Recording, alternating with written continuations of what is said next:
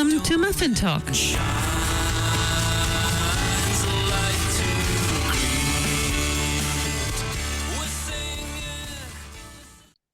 Kia ora and welcome to Muffin Talk. This program is brought to you by the initiative Titipounamu, Study and Joy. My guest today is Reverend Dr. Kurt Johnson. Kia ora, Kurt, and warm welcome to Haere Mai to Muffin Talk. Thank you so much. Thank you. Reverend Dr. Johnson is a well-known thought leader, scientist, and pioneer in comparative religion from the United States. He's been on the staff of New York City's Interfaith Seminary for 25 years and also on the staff in Evolution and Ecology at the New York City's American Museum of Natural History for 25 years. Ordained or certified in 5 spiritual traditions, and with a PhD in evolution and ecology, he is the author or co-author of award-winning books like Our Moment of Choice, The Coming Interspiritual Age, and Fine Lines. Recently, his Light on Light publishing company, the winner of the Nautilus Award for Best in Small Press in 2024, has published 2 volumes, The History and the Thematics of Interspirituality. The volumes have features by the Dalai Lama and 120 other global spiritual leaders. You have done so many things. It's just wonderful to have you here on Muffin Talk. And one of your specialties is interspirituality. So before we introduce your book on interspirituality, could you please introduce our audience to what interspirituality is? Yeah, absolutely. And I think probably the best way is to say that it answers the question, what do all of the religions of the world have in common? And what all of us know for sure is what they hold in common are the basic values that all of them teach about interrelationships, not only among human beings, but in our relationship to, the rest of the cosmos and so on. So love, kindness, reciprocity, compassion, these are taught in every religion. And certainly the best saints and best practitioners of all the religions have been the practitioners of those values. And then, unfortunately, religion has also been used for some of the worst things that have happened in history. If people were so attached to their theological ideas that they were willing to kill for those or hurt other people in the name of those, forgetting that they actually were teaching from the part-time of their founders, be it Muhammad, be it Jesus, be it Buddha, whoever it may be, that we're talking about the values of love, kindness, and care. So that's the first thing I'll say. But the origin of the interspiritual movement then comes really from a Roman Catholic theologian, Brother Wayne Teasdale, who actually was mentored by Cardinal George of the Diocese of Chicago.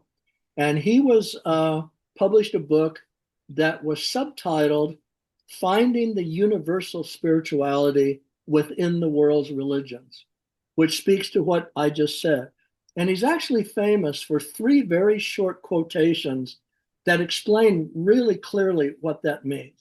And those 3 are these. He said, first of all, that the only viable global religion for the 3rd millennium is spirituality itself. Spirituality itself, the values we just talked about. And then he also said that it could be said already that the religion of the globe that we hold in common, again, is spirituality itself and what spirituality is about: caring, connection, reciprocity, love, and so on.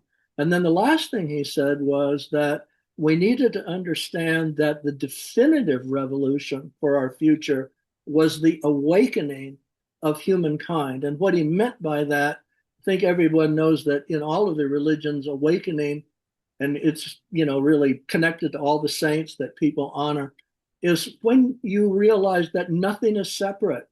Everything is so profoundly interconnected that it actually means that what actually makes life run, again, are those values of love, connection, kindness, and reciprocity. So that awakeness to there be no other, that we then can come to fisticuffs with or have conflict with. That's the awakened characteristic of saints all around the world and all the world's religions. So that's kind of the bottom line, and I think that's pretty simple. And it goes back to actually how you introduced the show, because you talked about joy. And joy also is another bottom line. Why are we here living a spiritual life if it's not to cultivate well being, joy, peace, happiness for ourselves and everything else? So that kind of puts it, I think, in an easy nutshell.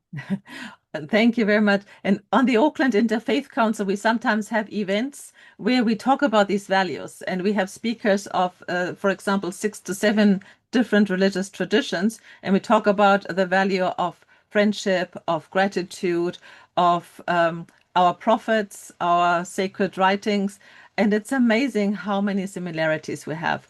And it's always wonderful to have that because we've become friends over the years. And we always invite people to come and join us. Yeah, and it's so interesting because we were chatting before we started that so many of the pioneers in inner spirituality are really famous Roman Catholic leaders. One is Father Thomas Keating of the Trappists, Yes. and he was responsible for what is called the 9 points of agreement among the world's religions that were published in a book called The Common Heart in 2006. And it spoke to exactly, what you just said.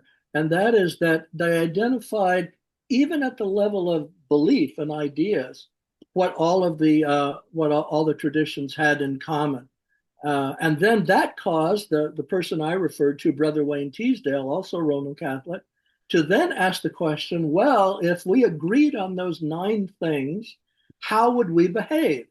So he then made a list of what he called the 9 elements of the universal spirituality, which was about how we would behave if we were in line with those beliefs in common. And that again pretty much reflects what I said in my opening, to be love, kindness, reciprocity, mutuality, core creativity, well-being, joy, justice.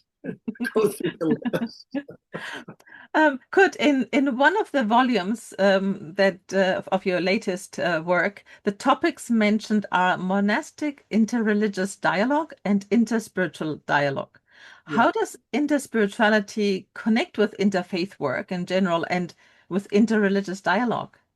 Yeah, absolutely. Well, in the simplest way, interfaith itself, which came first, it was really more in the head. It was how the religions would understand each other, know about each other, have tolerance about each other. So if you go back to the late 1800s with the Parliament of World Religions and Swami Vivekananda coming to the West and talking at that part, they were, let's try to understand each other and let's at least have tolerance about each other. Now, what happened as the decades went by, out of the interfaith movement came the interspiritual movement, which really is a journey from the head to the heart. It's saying we can do better than just tolerating each other or knowing about each other. We can identify these values that we all have in common. And so they really identified not only the common principles that we've just been through, love, kindness, reciprocity, all that, but also that if you look at the mystical traditions of all of the world's religions, it's all about this deep experience of interconnection and knowing that nothing is separate. That idea of what awakening or sainthood is in every tradition is really the same. And the other thing they identified was that the religions, at their best, all tend to stand for justice, freedom, individual rights, all the things that have to do with maintaining well-being for all. So there's a relationship that's more intellectual, which is more the interfaith relationship, and then there's this deeper relationship in the heart, which is really what inner spirituality is about. And it was kind of the belief or the hope from all the people that I mentioned and everybody in these movements that that's where the world would go. Like the only way the world could go to a global civilization that was user friendly for human beings and was about this and not about this was if we went to those values. So to go back to your first question, then the monastic interreligious dialogue, which is actually now a department at the Vatican, it's called DIMMID, and it was the pioneers in the contemplative monastic communities between Buddhists, Hindus, Sikhs, Jains, Christians, Muslims, who started to identify these common values and talk about them. So the monastic interreligious dialogue, it started in about the 1980s, 1990s, 1970s, where the monastics of the world were saying, hey, at the bottom line, we're all about these common values. And that's when they started talking to each other. First, it was called the East West Dialogue. And then it was also called the North South Dialogue, because the North South Dialogue then was between the peoples of the first world and indigenous and first peoples. And of course, in New Zealand and also in Australia, you're very familiar with those, dynamics over the decades as well. So I think everybody in Roman Catholicism knows that Thomas Merton was the great pioneer between Christian mysticism and Buddhist mysticism. And Bede Griffiths, who was another Roman Catholic, was the pioneer between Hindu mysticism and Christian mysticism, as was Wayne Teasdale, who I talked about previously. So the monastic interreligious dialogue was really the beginning of the people in the world saying, hey, we have far more in common than not in common. So. And Kurt, can you tell me about how you chose these 120 different authors? These two-volume books. Can you talk a bit about this big work? Yeah, well, actually, what we did was we identified everybody across all the world's religions who has been a pioneer in this dialogue and in this discussion. And many of us knew each other anyway, because, I've been in this over 50 years now, many of them as well. So we know each other from conferences and books and everything else. And we were at the 25th anniversary of Brother Wayne Teasdale naming interspirituality. He wasn't the only one who gave it a name. Matthew Fox, who of course you all know is a famous theologian, he called it deep ecumenism. Again, going from the head to the heart, a deeper ecumenism. Thich Nhat Hanh called it our interbeing. Thomas Merton called it the mysterium communion, the communion that we all have in our interconnection. And I think there may be someone else who gave it a name that I'm forgetting right now. But it was really Wayne Teasdale's book, because it was widely read in 1999, that's the name that kind of stuck. So we reached out to everybody. Took about 4 years, and everybody said yes. That was the good news. I don't think there's any leader in this discussion globally for the last 25 years that's not in these two volumes. Well, the good thing is that you are so well connected that if you had missed out somebody else would tell you. We actually say that in the introduction. We say, Oh, yeah. did you? Oh, that's wonderful. And so, was the goal to put it in a nutshell, or was the goal to get everybody to have a say, or what is the main goal of these two volumes? I think it's pretty simple. Everybody knows, because everybody watches the news. As usual, humans are having trouble getting along. And at a global level, humans continue to have trouble getting along. It's called the tragedy of the commons. And of course, the best of humanity, which has been, at least the values of the world's religions, has been to try to steer us in the direction where we could get along at a global level. So I think what we were saying is 25 years into this discussion, it's kind of like throwing some more logs on the fire. Let's try to see if we can't get this energy, this awareness, ginning up again across a lot of us who are elders, but particularly so many younger folk who are really championing these same goals and same visions.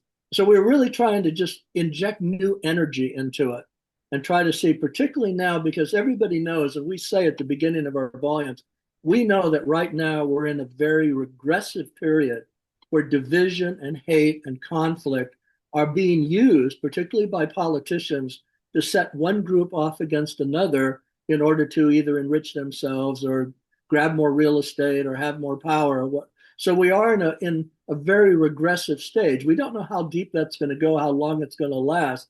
It may be one of those things to kind of teach us a lesson. Sometimes they say the darkest hour is just before dawn. Everybody knows that cliche.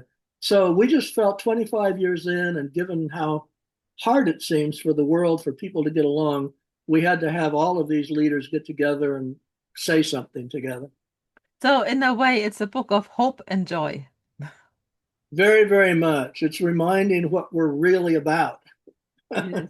Oh, wonderful. I hope that many, many people will read the 2 volumes and will put up the link on my website so that people know where to get it. And the title is, can you say it again? Yeah, there are 2 volumes. It's Interspirituality, the Heritage, that's volume 1, and Interspirituality, the Future, that's volume 2. And if you go to Amazon, Barnes and Noble, wherever it is, they're both there individually, and then they're also in the States, sometimes sold together. It shows them side by side. I'll tell you the website is lightonlight.us. Mhm. And so if you just go to lightonlight.us, at the homepage there, you'll see the 2 volumes, and there's a place to click to read more.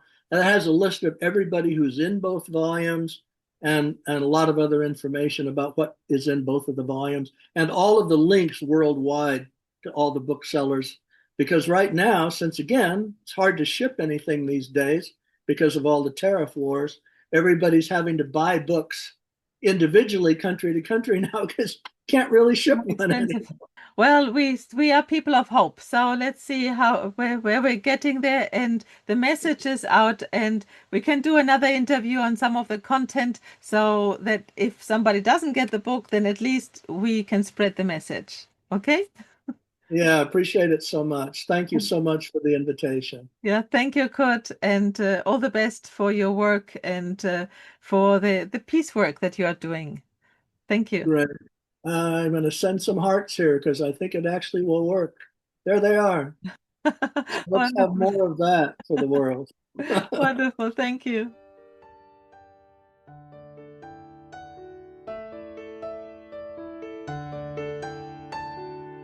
Out there, heroic peace is calling. In the bonds of love we meet. For the world, a new day dawning and shine.